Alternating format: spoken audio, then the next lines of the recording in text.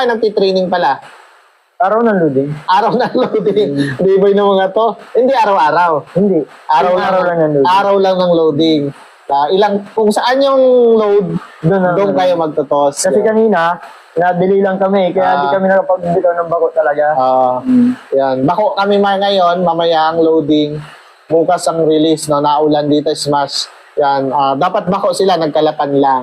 Yun yung sistema niya. Training sa araw ng loading. Anong gamot mo, boss? Victory lang. Victory lang yung gamot. Bago, i-load. Pagdating ng ibon, tubig lang?